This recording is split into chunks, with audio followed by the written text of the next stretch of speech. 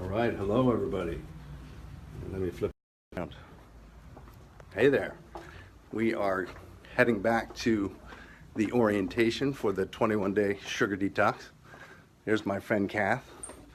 Flip back around. All right, here we are. Hey there, how are you? All right. So we're gonna set this up. Good evening, everybody. I promised some people who couldn't make it that I would film this. So, appreciate everybody's patience. Here, give me 1 second. Can't rotate right recording. Cool. And let's see here. Pop that right in.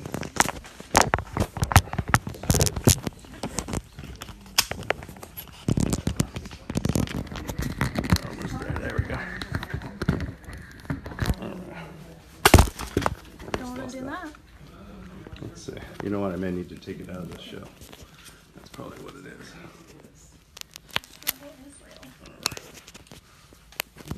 It's not wide enough. Okay.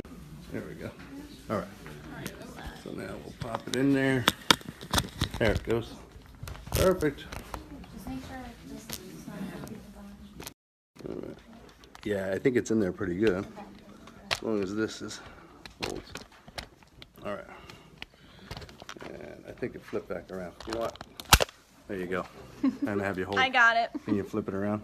I think we got it. Are we good? We're good to go. You can sit right in the front row. Oh, wow. Everybody got a sheet. Somebody's going to need to cough up their form, and I'll give it right back, I promise. All right. So we're good there. Let me make sure that I'm good here. Perfect. All right.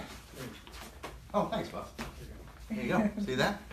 So I'm looking around. I think everybody knows me, so I'm going to spare the introduction. But obviously, I'm Dr. Dana. I'm one of the owners here at Wellness Solution Centers. And Karen, it's so nice to see you. I haven't seen you in a long time, so I'm seeing some faces that I haven't seen in a while. And we do presentations like this on a regular basis. Hey there.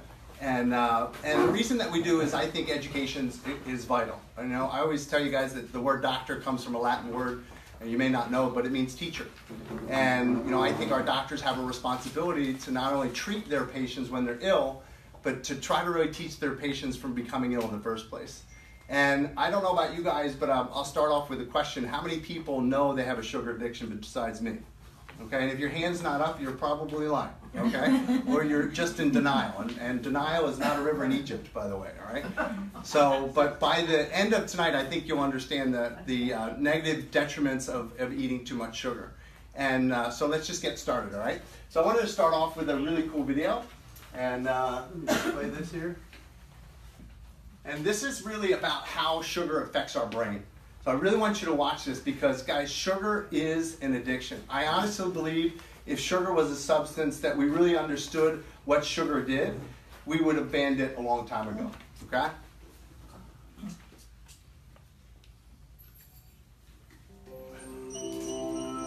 How many people watch TED Talks besides me?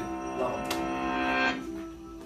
Picture warm, gooey cookies, crunchy candies, velvety cakes, waffle cones piled high with ice cream. Is your mouth watering? Are you craving dessert? Why? What happens in the brain that makes sugary foods so hard to resist? Sugar is a general term used to describe a class of molecules called carbohydrates, and it's found in a wide variety of food and drink. Just check the labels on sweet products you buy. Glucose, fructose, sucrose, maltose, lactose, dextrose, and starch are all forms of sugar.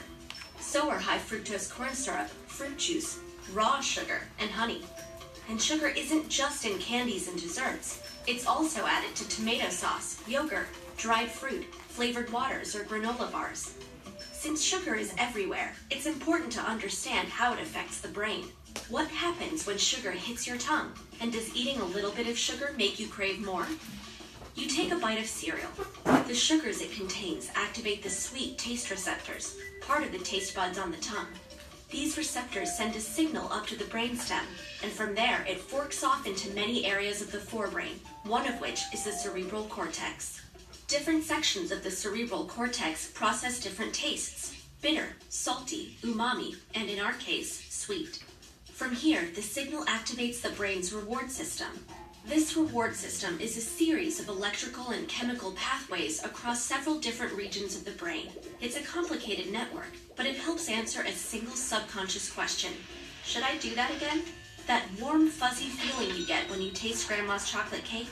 That's your reward system saying, yes. And it's not just activated by food.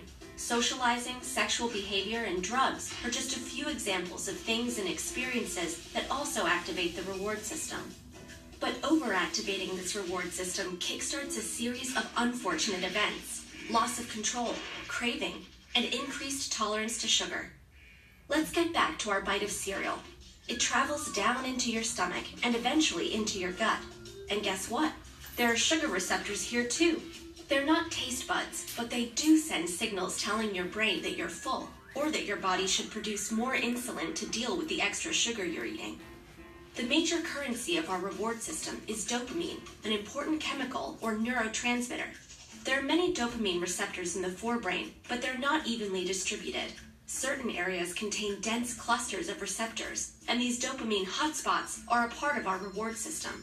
Drugs like alcohol, nicotine, or heroin send dopamine into overdrive, leading some people to constantly seek that high.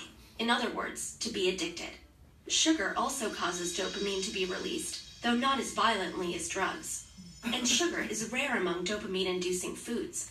Broccoli, for example, has no effect, which probably explains why it's so hard to get kids to eat their veggies. Speaking of healthy foods, let's say you're hungry and decide to eat a balanced meal. You do, and dopamine levels spike in the reward system hotspots. But if you eat that same dish many days in a row, dopamine levels will spike less and less, eventually leveling out. That's because when it comes to food, the brain evolved to pay special attention to new or different tastes. Why? 2 reasons. First, to detect food that's gone bad. And second, because the more variety we have in our diet, the more likely we are to get all the nutrients we need. To keep that variety up, we need to be able to recognize a new food, and more importantly, we need to want to keep eating new foods. And that's why the dopamine levels off when a food becomes boring. Now back to that meal. What happens if in place of the healthy, balanced dish, you eat sugar-rich food instead? If you rarely eat sugar, or don't eat much at a time, the effect is similar to that of the balanced meal. But if you eat too much, the dopamine response does not level out. In other words, eating lots of sugar will continue to feel rewarding. In this way, sugar behaves a little bit like a drug. It's one reason people seem to be hooked on sugary foods. So think back to all those different kinds of sugar. Each one is unique, but every time any sugar is consumed, it kickstarts a domino effect in the brain that sparks a rewarding feeling. Too much too often, and things can go into overdrive. So yes, overconsumption of sugar can have addictive effects on the brain. But a wedge of cake once in a while won't hurt you. Pretty cool, right? Did you guys think that was neat? So, you know, it's interesting because I know for me, I am addicted to ice cream. And again, I'm not going to tell you guys something that I haven't dealt with. So, like, I definitely think sugar is an addiction for me.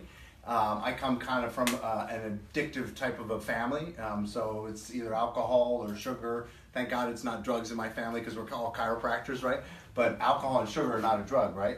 Yeah. So I'll just kind of share something that's interesting to me. But I started the 21-day Sugar Detox on Saturday. And, I'm pretty good. I don't know about you guys, but I'm pretty good during the day. I'm pretty regimented with my diet, my exercise. But after dinner is when I really get cravings. And so it's been interesting these past 2 days because I don't keep ice cream in my house because if it's there, I know I'm going to find it and eat it. And I tell my wife, Jill, please just don't buy it because she'll buy it for the boys, right? But guess what boy eats it the most, right? It's me. So now she doesn't buy it. And she used to say, Dane, you work so hard, you work out, you work hard at the office, you want to have ice cream every once in a while, that's okay. And I agree with her. But if you bring it into the house, it's like bringing crack into the house for me. And you wouldn't say to a crack addict, oh, come on, you've been so good, just have a little bit of crack. You wouldn't say that, just a little crack, that's not going to hurt you, right? But that's the way that it is for me. So it's been interesting the past 2 days because now that we haven't been buying ice cream, my wife loves chocolate, right? So there's chocolate in the freezer, and I know exactly where she keeps it, right? So before, if the ice cream was there, I didn't need the chocolate. But now, you know, the ice cream has been gone for about 6 months, thank God. But the chocolate's there. So guess what I've been eating? Right after dinner, a little bar of chocolate, maybe another little bar of chocolate, depends on the night. So it's been interesting, and I told my wife, I said, listen, I'm starting this on Saturday. If you don't get the chocolate out of the house, I'm going to have to move into a hotel for 21 days because I just can't have it in the house. That's just me. Now, my wife has more discipline than I do. She does. I have more discipline when it comes to exercise. My wife has more discipline when it comes to sugar, right? But she still has her sugar too. She has the chocolate there. My point is, if we're going to do the 21-day detox and you're serious, I would highly recommend you get all of the sugar out of your diet. Now, has anybody seen the documentary Magic Pill yet? Your homework this week, because remember guys, I don't want you guys, honestly, I'm not starting. I have family coming in for Memorial Day, right? So it's going to be really difficult for me, but I've already started. But for you guys, if you have like plans for the Memorial Day, it's okay to start Monday or Tuesday. But I really want you to make a commitment when you do the 21 days that you're going to commit to eliminate all sugar. Does everybody do that? I would highly encourage you to watch the documentary. You can download it on Netflix. You can even find it on YouTube because I watched it. It's called Magic Pill. Okay? I promise you, if you watch that documentary, you will never be the same again.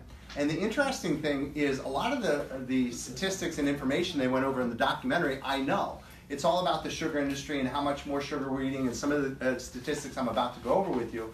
What was fascinating, and what I think you guys will love, is they followed 5 or 6 cases of people. And this was a woman with very severe asthma. It was a young child with very severe autism. Okay? It was another young child with very severe problems with hyperactivity. It was a woman with brain cancer with a big old tumor in her brain. And it was a woman with diabetes. A woman with diabetes, and I think a man who had pretty severe heart disease. And they basically went to their homes and they went through everything that these families eat. Because you can't take, when it comes to an addict, guys, you can't believe them, right? So don't believe me, go to my house, you'll know there's no sugar in there, right? And the same thing holds true. They went to these people's houses and they went through all of their cupboards, and just the sugar that was in all of these products that you don't know is in there. It's in everything. In the documentary, one of the things that really amazed me is they say the average grocery store has about 60,000 food items. Okay? Makes sense, it's a lot of food items. The average grocery store, 59,000 of the 60,000 food products have sugar in them. That's amazing, right? It's so hard to get away from, okay? So I want to start off with this first graph, guys, and I want to show you that from 1909, and I don't think my pointer is going to work on the TV, but from 1909, right, to about 1950s, right, and there's a reason for this, and you'll find out in the documentary, a guy named Ansel Keys that I knew of. He was the guy that really propagated the cholesterol and fat is bad for you, okay? And they really kind of debunk where that came from. But in the 1950s, we started saying fat is bad for you. Fat causes heart disease.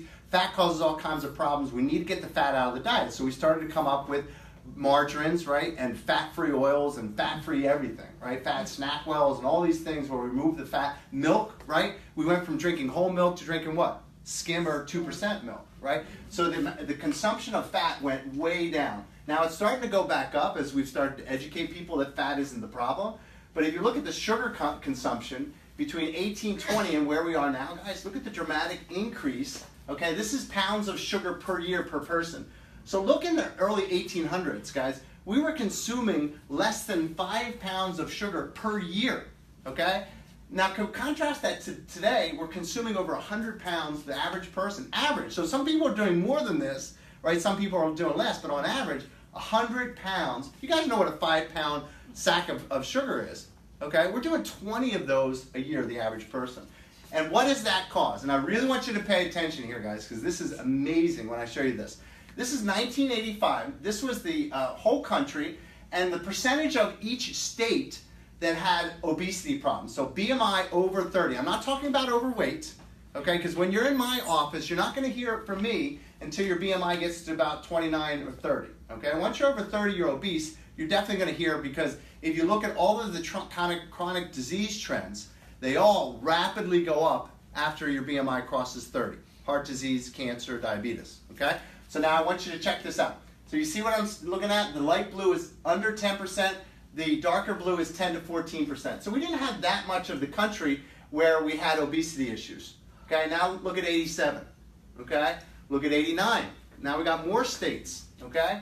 Oh, wow, we got a new category, 15 to 19%, okay? Now look down nice in Louisiana, Mississippi, Alabama, where a lot of the fried foods are. A lot of people drink a lot of Coke, eat a lot of sugar, okay? 1991, 93, got more states. Oh, look at 95. Oh, look at all those states that were like white or light blue, they're disappearing. Now we got a new category, over 20%. West Virginia, right? Look at now, over 20%. And where are we at? 1999. Look at 2001. Now we got a new category, over 25%. 1 in 4 people of this state. And then what is that? Who's good at geography? Is that Mississippi? That's Mississippi, right? 25%, 1 in 4 people are obese. Oh, now we got West Virginia, right? And what's that state there? Who's good at geography? Underneath Michigan. Huh? Indiana. Indiana, okay? Oh, look at this. Now we got a new category. Mississippi and Louisiana, over 30%. West Virginia, 30%. Okay? Now look at so many more states are in 25 to 29%. Okay? Is that amazing? Between 1985, we're talking roughly about 23 years, guys, the rapid spike in obesity rates in this country. And I believe a lot of that is because of sugar and carbohydrates. And I'm going to prove that to you tonight. Suffice it to say, and I'm a common sense person when it comes to health, but common sense says that God or Mother Nature or Buddha or whoever you think created us and created this planet gave us a source of carbohydrates called fruits and vegetables. Okay? Mother Nature did not make pasta. Okay? Did she? Okay? Mother Nature did not make granola. People think, oh, I'm eating the yogurt and I put granola. It's so healthy. And it's almost as if we think that we go to the forest and we forest the granola right off the forest floor, right? It's that good. It's like made of twigs and branches. No, it's not. It's made of pure sugar. So I'm going to teach you guys how to read a label. But even the yogurt, you've got to understand that most yogurts have way too much added sugar. So how much sugar are we consuming? About 130 pounds, okay? So in 1822, guys, we had the equivalent, okay, of a 12-ounce soda every 5 days, okay? Now, guys, we're consuming 765 grams of sugar every 5 days, okay? And if you take a look at who's eating the most sugar in terms of the age groups, okay, we have 36.1 grams per day. But look at the teenagers, right? 74 grams of sugar per day. That's a tremendous amount of sugar for a young person to be able to consume. You guys follow me? Okay. Now, if you take the grams, and this is a good way to figure it out, guys. If you take the grams of sugar, and Kathy, you were telling me this earlier, I really love this. If you take the grams of sugar in a product, okay? So let's say you look at it, it says total carbohydrates, 38 grams. And let's say that that product has 3 grams of fiber in it. What's the net carbohydrates? 38 minus 3 is 35. If you take that and you divide it by 5, the number 5, you're going to get the teaspoons of sugar in the product. So there's 5 teaspoons of sugar in that product. You guys follow me? Because grams, people don't make the intellectual conversion to grams. I don't know about you guys. Like I remember back in science class, a gram wasn't that much, right?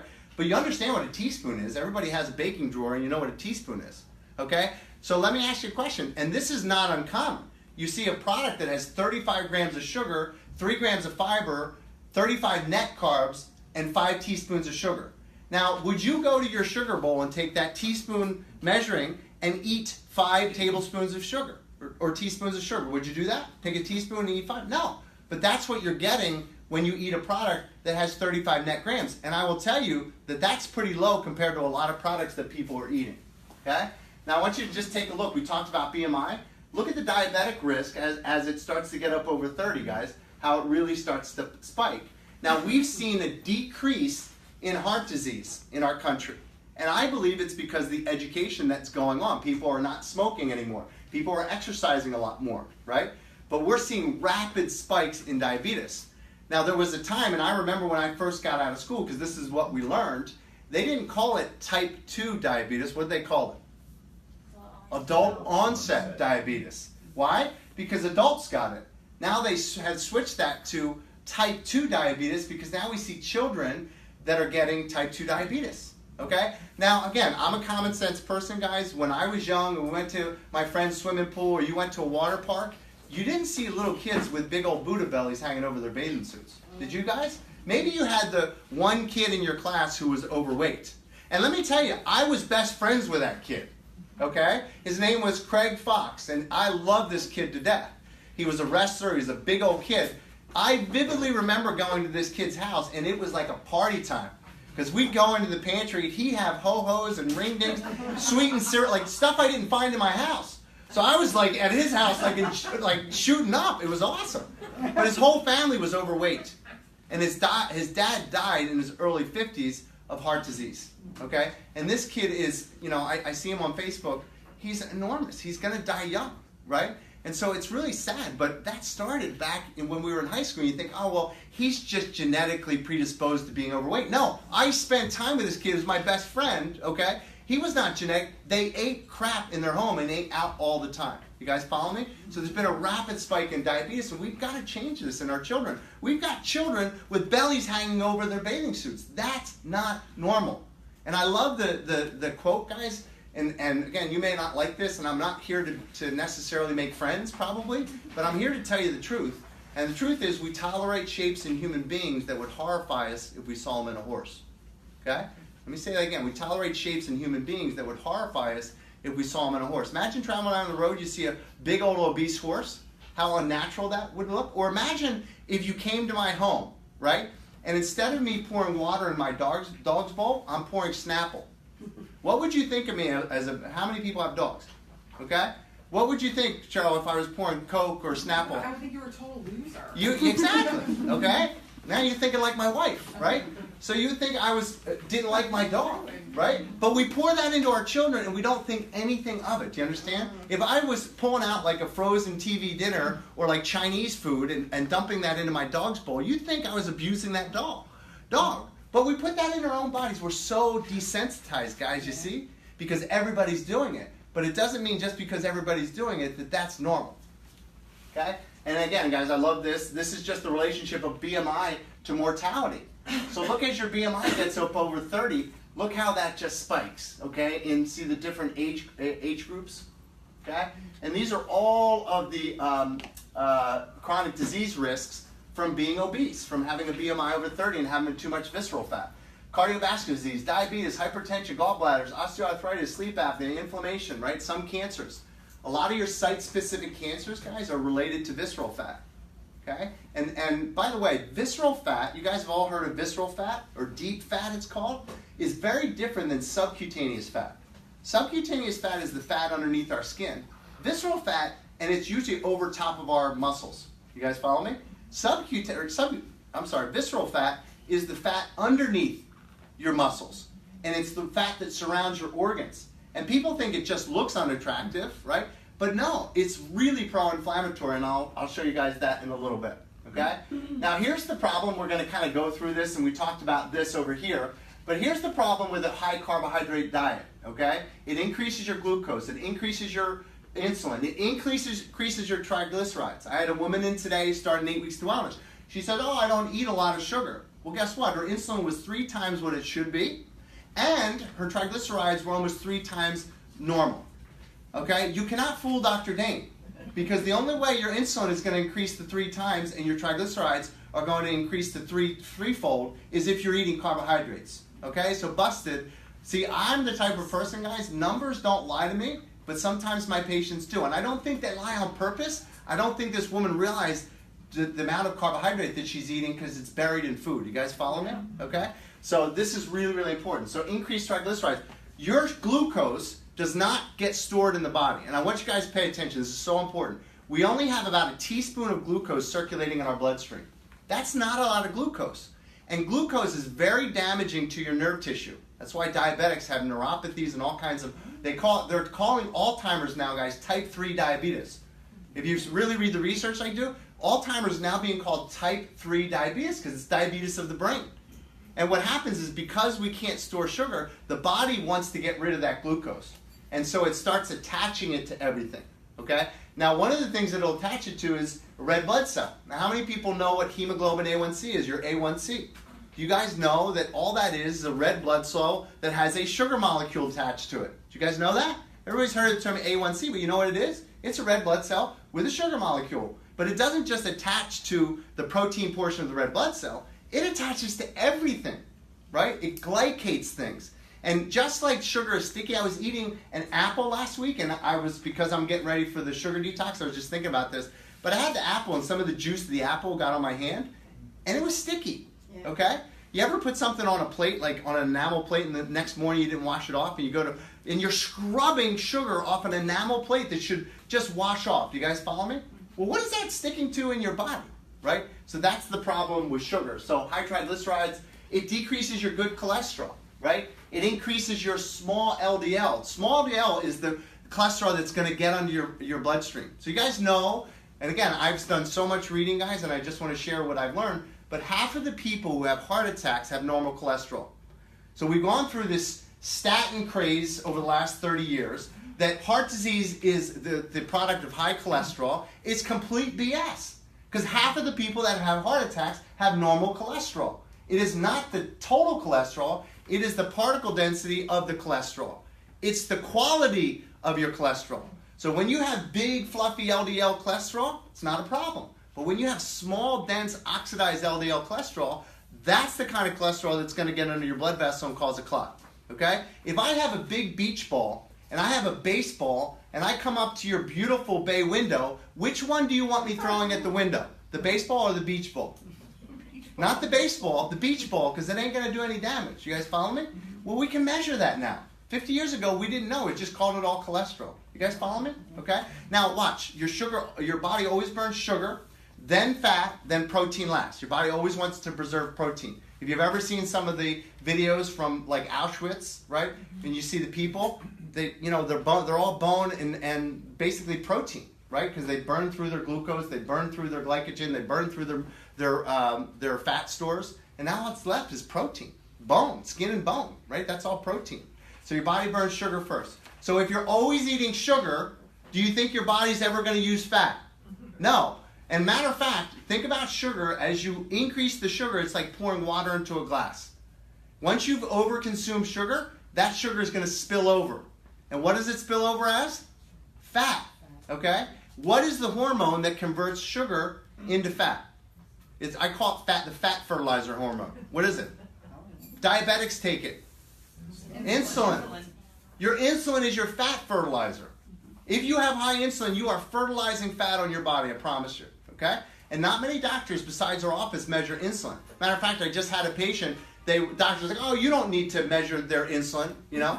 I'm like, yes, you do, because here's the deal. You and I could have the same insulin. Bob, you and I could have the same glucose. I'm sorry, right? Bob gets his glucose down, he's 85, I get mine, I'm 85. But Bob's insulin's 20, 25, and mine's 5. Who's burning their pancreas out first? His pancreas is working 5 times harder than mine.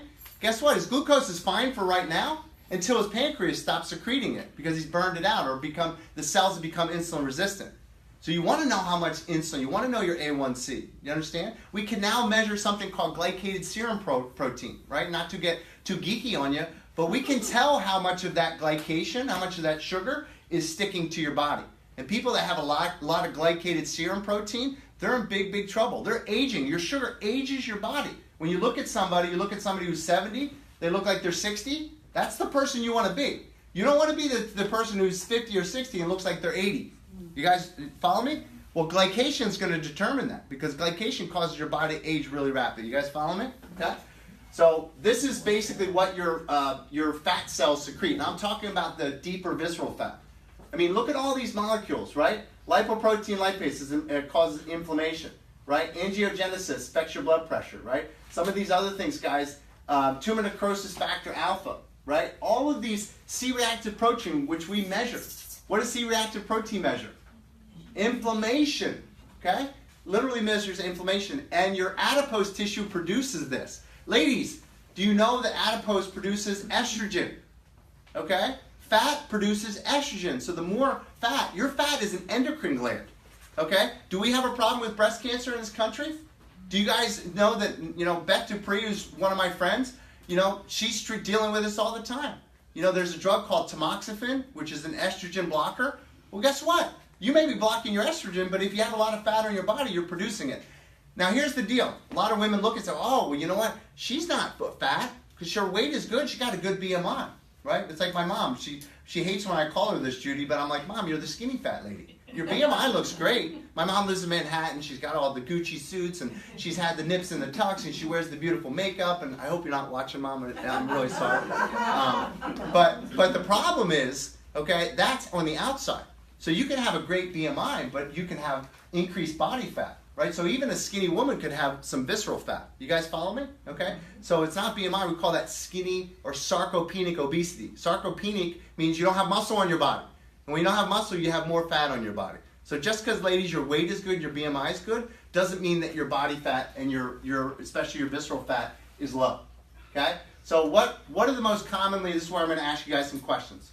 What are the most commonly eaten foods in America? Pizza. You're hitting them. Wheat. French fries. What else? Burgers. What else? We missed the big one. Ice cream. Ice cream is made of milk, isn't it? Cream. Sugar, right? Cheese. White flour. Okay? White flour is in everything. Anything that's baking good, guys. Pizza is going to be made with, pizza's a great one, Karen, because that's flour and cheese, you know, and a lot of the bad stuff. Bread, right? Commonly eaten. Sugar. Bob, you said that. Coca-Cola, one of the most commonly consumed beverages in our country. And then ground beef. Okay? And again, look how much sugar is in. So here's the thing. We say milk. Well, milk isn't sugar. Well, guess what kind of milk most people are drinking? Skim milk. So when you take the fat out of the milk, what are you left with? You're left with protein and sugar, lactose. Okay? So just because you think that, hey, milk is healthy, but I drink whole milk in my house. And we don't drink, to be honest, I don't do a lot of dairy. Okay, we do our coconut or almond milk. But if you're going to do dairy, my wife has to have cream in her coffee. I buy her the fattest cream I could. And my wife used to put skim milk, and it would drive me nuts. My wife, when I met her, and I met Jill in like 1994, she would not buy something if it didn't say Snackwell on it, right? Because it was all low fat, and she bought into the thing. And from when we started the low fat craze, guys, obesity weights went right like this. So we had low fat in our country, but we didn't have low fat people in our country. You guys follow me? That's because when you take the fat out of something, if it's a food, it can be one of three things. Promise you. It's either a protein, a carb, or a fat. So if you take out the fat, you're left with two things: carbohydrates and protein. And most things, they're not having the protein; they have the extra carbs. Does that make sense to everybody? Sells a lot of product because we bought into the lie. Hey, it's fat-free, and fat makes me fat. That's not true. You guys follow me? Okay. So now we're going to watch this, and then we're going to get into the actual program. Steph, you're doing awesome.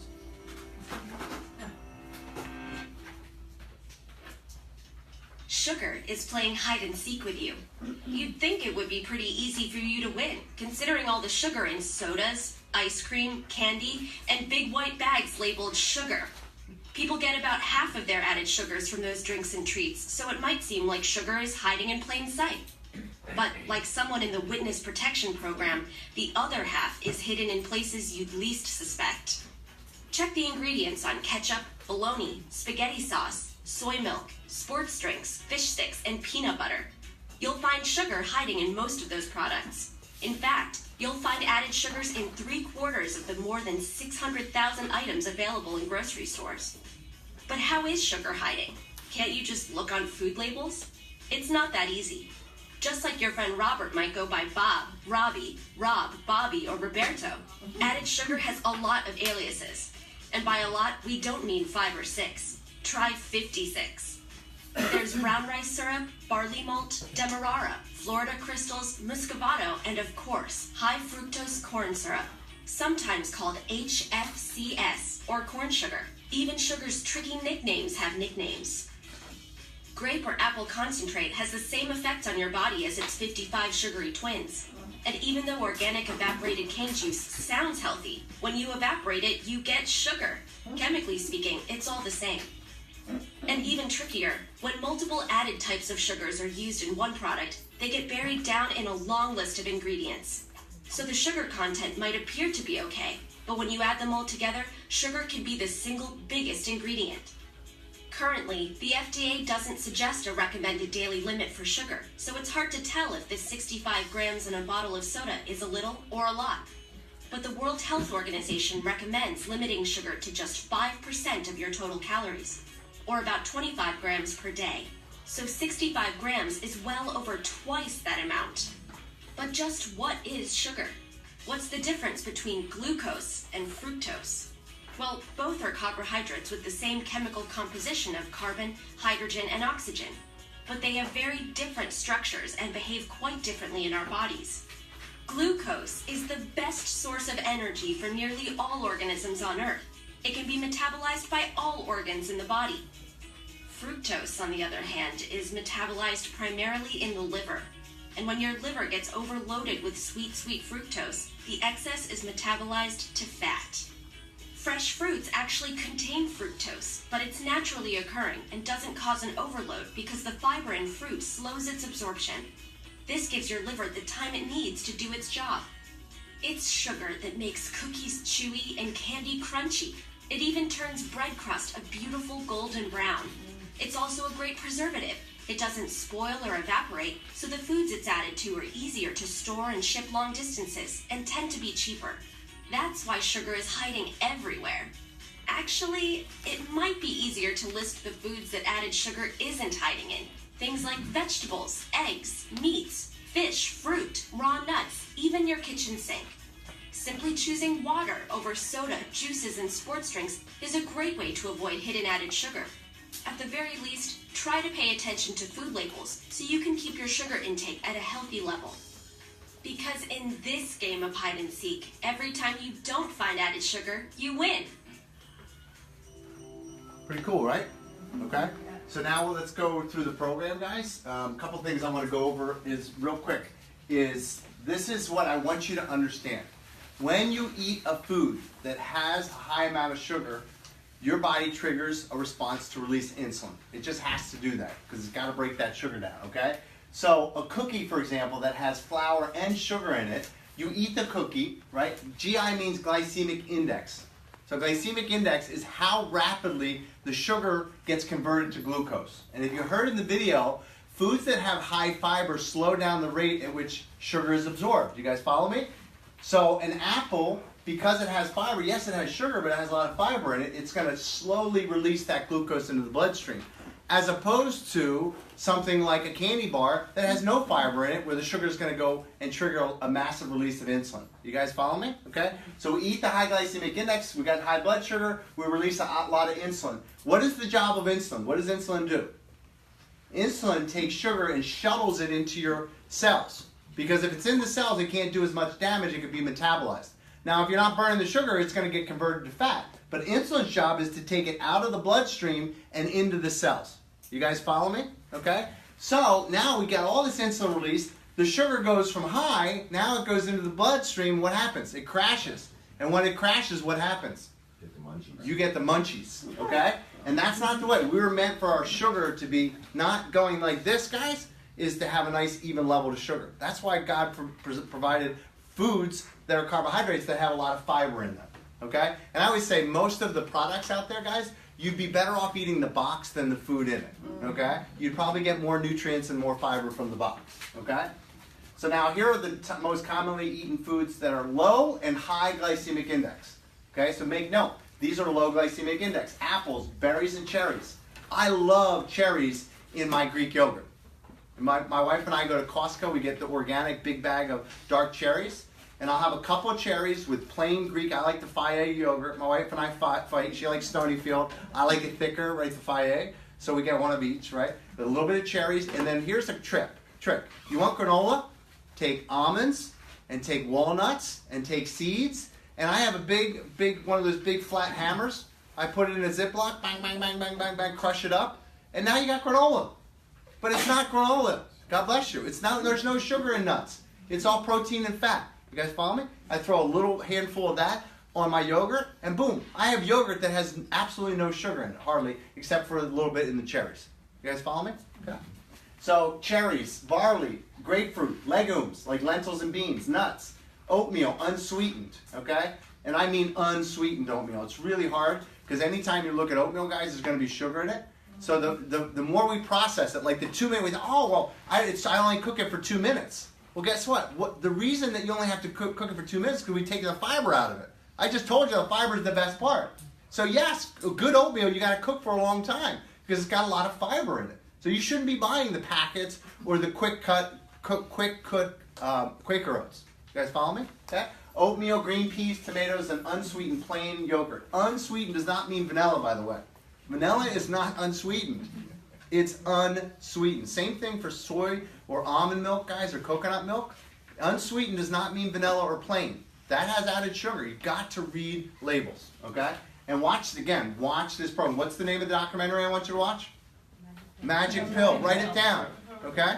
Write it down, Magic Pill. All right, so everybody grab your packet, and we're going to go through the rules here. By the way, guys, I just want you to see, this is a 5-pound block of visceral fat. We measure people, they have 3 or 4 of these in and around their organs. Look at this thing, this is 5 pounds. And when we do some people's BIA, their in-body, they have 4 or 5 of these in their belly and their viscera, okay?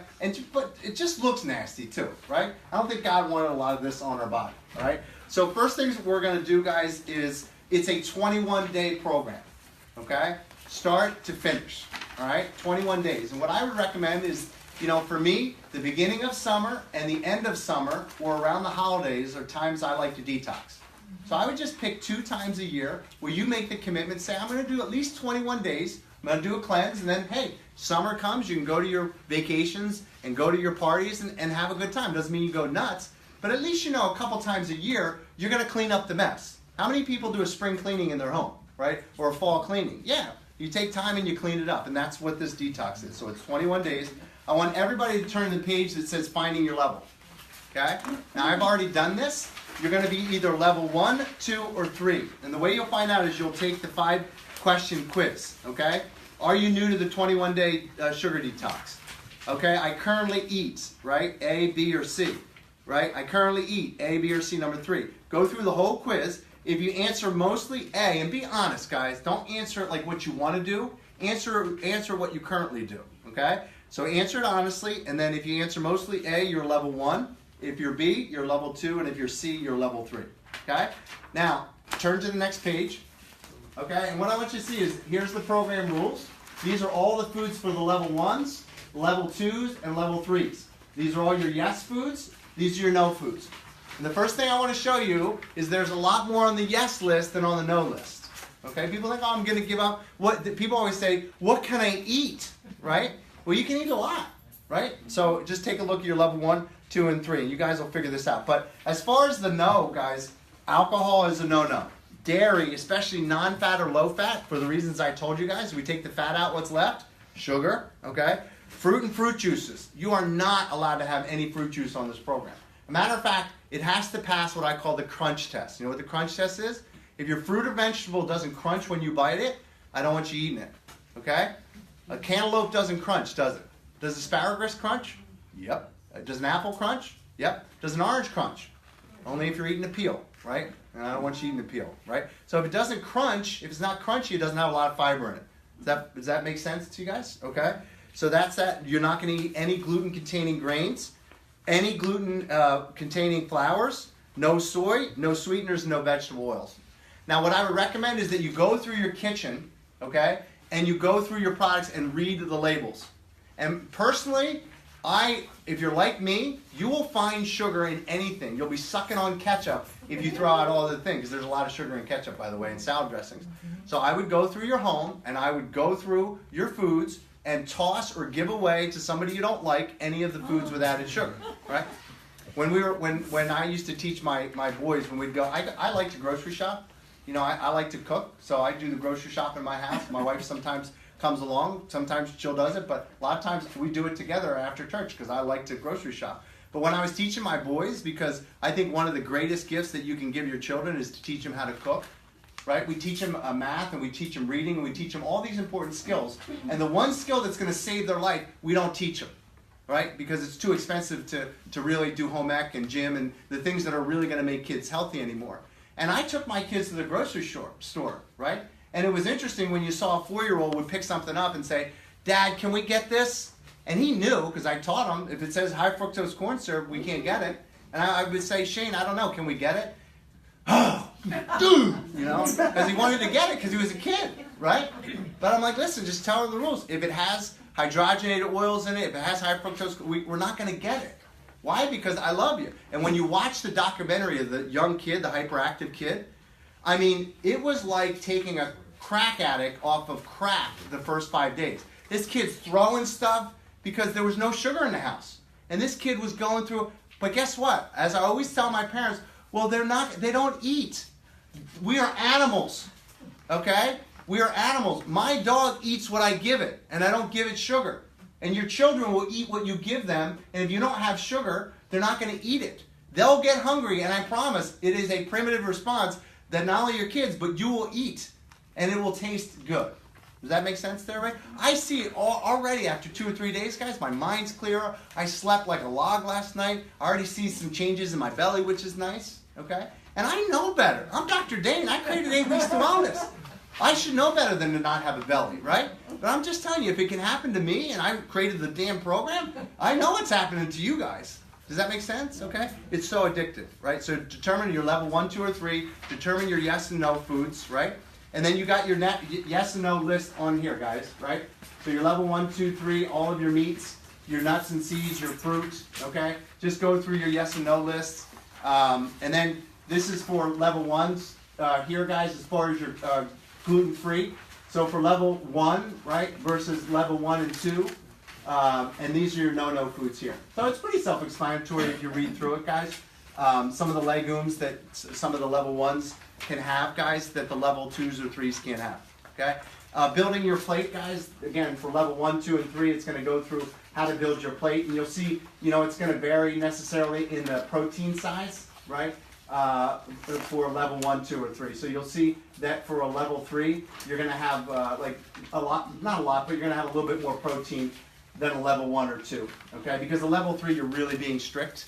So you're cutting out really all carbohydrates, anything with sugar, so they give you a little bit more protein on the program. So this is not a calorie restriction program, guys.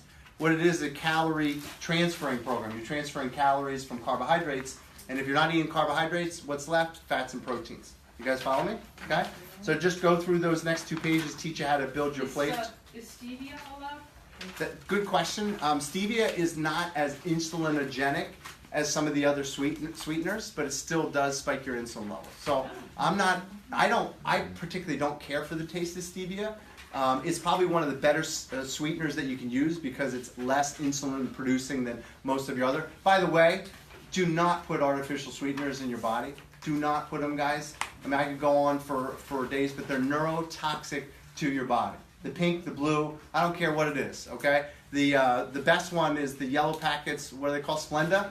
Okay, do you guys know what Splenda is? Again, I read a lot of this stuff. Do you know how they create Splenda? They put sugar through, bubble it through gas, and the gas is called chlorine. So it's okay, you know, that we don't let kids swim in chlorine pools with too much chlorine, but we can put it in our sugar and put it in our body. You understand? So chlorine in your sugar is not a good thing, and we're starting to come out with the research to show all of the problems that creates. Okay, some of the frequently asked questions, but basically here's what we're doing. On the first page of the program, guys, you'll find an MSQ, okay, and it looks like this. See this? You must fill this out before you start the program, and fill it out properly. So you're either going to put in each box, you're going to put a 0, 1, 2, 3, or 4, okay? 0 if you never get it, 1 if you occasionally get the symptom but the effect is not severe, 2 is if you occasionally have it and the effect is severe. 3 if you frequently get it and the effect is not severe. And 4 if you frequently get it and the effect is severe. Everybody has to fill it out, and you have to total your number. Because what I'm going to show you is you're going to do this initially, and you're going to do it after 21 days. But what you're going to find is for every action, there's an equal and opposite reaction. Symptoms are reactions, okay? The reactions of underlying cause. And a lot of that underlying cause is inflammation and high glycemic index foods and high sugar, okay? So I'm going to show you guys that as you eat less sugar, how much better you're going to feel. We call this your symptomatic load, okay?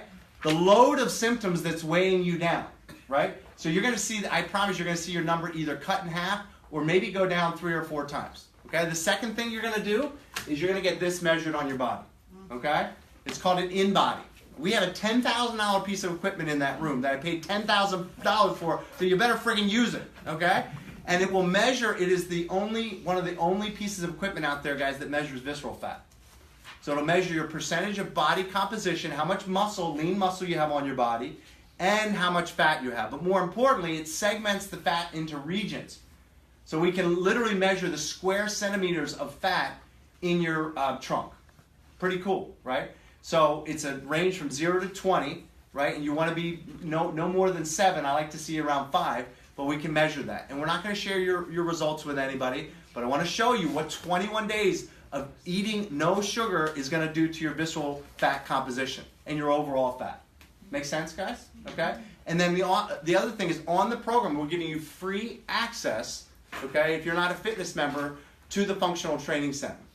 Okay? You get 3 weeks. Use it. Okay? You got Jenna, you got Noah back there, right? They're going to work you out. So might as well use the gym while you're doing the program. Okay? And Kristen, you want to say anything? Or Chris, this is our new nutritionist, guys. Kristen, doesn't she look like a nutritionist? I just don't think that she looks like a nutritionist. If you guys want to come see me and talk to me, I would love to speak with you. If you have any questions, I can help you throughout your journey. So one thing, guys, one thing that I'm going to do for you, and I haven't talked to Kristen, but I know she'll be fine with this. I'm going to pay her for 1 or 2 hours per week where we can do a group session, okay? So I'm going to pay her for, she's here on Wednesdays and Saturdays, right? Occasional Monday. And occasional Monday, okay? So I'll pick 2 times and let you guys know, all right? And we'll have Kristen here where you guys can come in, and it'll be here. It may be in a group, you may be by yourself, but you'll have that time to meet with her and discuss what you're eating. You know, I am a big fan of taking pictures of your food and also recording your food, okay? So it's a good idea to get a diet diary or just take pictures of your food. Anytime you put anything in your mouth, snap a photo of it. And bring your phone in and let Kristen just go through what you're eating. If you don't know what it is, it's a packaged food, take a picture of the label. Show Kristen. She'll tell you, because remember what they said about sugars? A lot of sugars hide in foods as different names. So maybe you don't know that rice syrup is high glycemic index. Sounds like it's fine, right? So we'll do that for you as well. And Kristen, you're okay with that, right? I didn't have a chance to talk to you about that. But one thing that I will tell you is getting the accountability and the tracking is really, really important to your success, right? So anybody have any questions for me? Judy? No vegetable oil. How about olive oil? Perfect. Olive oil is great. Just remember that fat has over 2 times the caloric intake per gram. So a gram of carbohydrate is 4 calories. A gram of fat is 9 calories. So even though olive oil is good, guys, a teaspoon has 115 calories. Yeah. So just because it's olive oil doesn't mean you can drink it, right? It's still calories, right? So you just got to be careful. Olive oil and coconut oil, guys, is all I use in my house. Guys, what's that? Avocados are great as a great oil as well, right? It's a little bit harder to find, but it's a great oil. Avocados are even better. Okay, I told you guys I use a lot of nut butters. We have a Vitamix at home. So I can make my own cashew butter. I can make my own organic peanuts. I make my own almond butter, and it's delicious, right? The other thing I wanted to tell you guys about fat, guys, coconut oil. I shave with it, right? After you shave, use it as an aftershave. It's awesome, awesome. Ladies, coconut oil, after you get out of the... I removed my eye makeup with it. Yeah. Oh, really? It's awesome. Yeah. It's awesome. We have literally a big tub with essential oils in it that my wife makes. I use it as an aftershave. My wife uses it after she gets out of the shower. Coconut oil is so good for you. Okay, but margarine, guys. You guys know, like margarine, vegetable oils. Please don't even get me started on that. Right? Coconut oil, olive oil. Nut butters, avocado, seeds, salmon. What about just Butter, grass-fed. All of your produce, all of your animal products should be pasture-raised. So you guys have seen the, why am I forgetting it now? The Irish butter, what's it called? Kerry. What is it? Curry. What's the other one? What's that? Kerrygold. That's what it is. That's the one we get. Kerrygold, pasture-raised. Okay? So if it's not pasture-raised, what are the cows eating if it's not pasture-raised? They're eating what? Grains. And if they're eating grains, they get fat, right, from grains just like we do. That's why they give them grains to fatten them up. It's not good for you because you're getting that grain. What pasture-raised animals eat, and they should be eating, is what? Grass. because that's loaded with omega-3s. You guys know that omega-3s grass has loads of omega-3s and phytonutrients. It gets in the beef, you eat it. So eat your animals pasture raised. Let your chickens run free. We get cage-free eggs, right? My wife and I buy a quarter steer every 6 months. That's no antibiotics, no growth hormones. My wife works with a woman, they raise 2 cow a year, and they have them butchered, and they're pasture raised, no growth hormone, no antibiotics, and we buy the meat. It's awesome. Bob, you were going to say something? Yeah, I've run bees for years, and my mentor was a pollinator over in New Jersey. And what they do in the fall is they feed the bees high fructose corn syrup to fatten them up for winter, so they have more fat stores to be able to survive the winter longer. So even bees are getting fat from even sugar. the bees, get fat from high now there's fructose. Now we got fat bees! Got fat bees in the winter. The honey Yeah. has it in it, right? Yeah. So you can't eat honey. You mentioned milk and full fat. Does that go for yogurt? Yes. As well? Because I always eat the 2% plain, and I add like you do, nuts and. Fia just came out with a 5% fat yogurt. I've been buying it. Because I've been waiting, and I know it's because of what we talked about today. But doesn't milk have a lot of sugar? in It does. That's why I say you really shouldn't be doing a lot of dairy, guys, Right. because of the milk sugar. Okay, I but know, but he likes his milk, and I make him buy 2%, and that he's. yeah. You know. Well, so you can. I'll tell you what I love the best is they make a blend of coconut and almond milk unsweetened, guys, and it has the best consistency of milk because coconut milk is a little thicker and almond milk is a little bit thinner. So when you blend the two together, to me that tastes the best.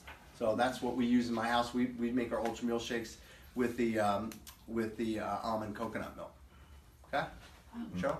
Do we use can we use the shakes that we were using? Yes, you got to use the Ultra Meal Cardio 360 because there's only 4 grams of sugar. Okay. What I'm using now? Yes. Okay. Yeah. But it's really the only kind that we use. Would you do 2 a day? Yeah, you can do 2 a day. Oh, really? So the Ultra Meal Cardio 360 only has 4 grams of sugar, guys. It's really low glycemic index. The old Ultra Meal had 14 grams of sugar, so it was a little more sugar than I'd like to see.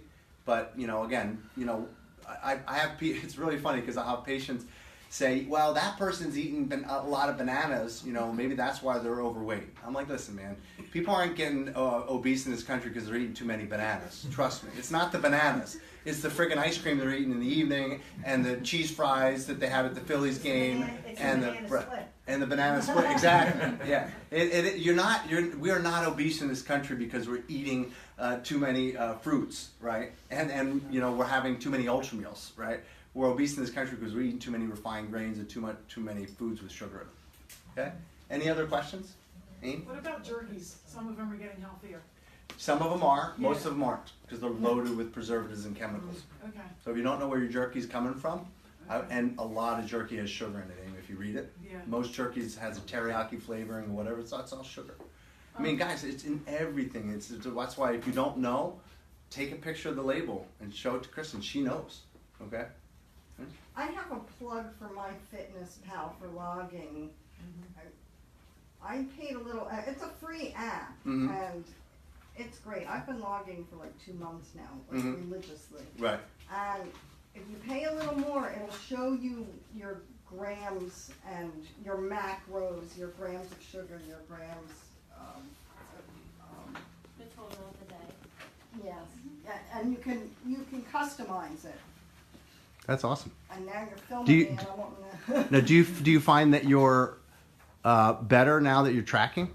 Oh yes. Yeah. I'm very disciplined. Yes. It takes time, and then it becomes kind of habit. And I will tell you, and I said this to an 8 Weeks to Wellness patient that started today. I've been running 8 Weeks to Wellness for 15 years. Denise and I developed a program, and the one single biggest key to success is if you fail to plan, you plan to fail. If you do not log and track and have somebody hold you accountable. Do you guys know what Pearson's Law is? How many people, this is a law developed by a guy from the University of Michigan.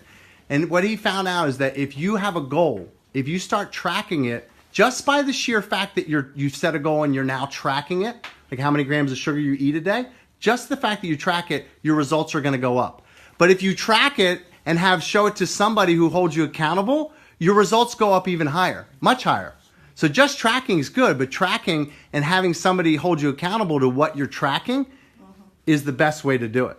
Okay? So let Kristen hold you accountable to doing that. Now everybody wave hi because I'm going to sign off here. All right, guys. I did what I promised I would do.